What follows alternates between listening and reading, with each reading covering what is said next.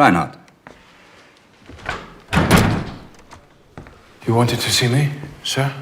The Korngold business has been sold to new owners. Yes, I read about it. Well, I've just been contacted by them. They discovered this in their private papers. A document in Hebrew. I've had an expert translate it. Yimak Shemu. A Hebrew curse. Recognize the name that follows?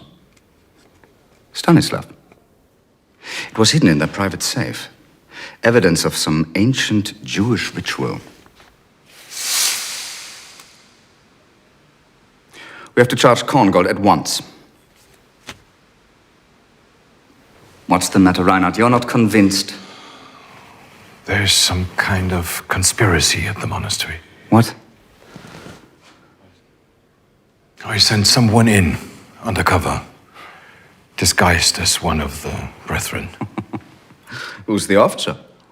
Dr. Liebermann. Liebermann. He was willing to assist. And you let him? Sir.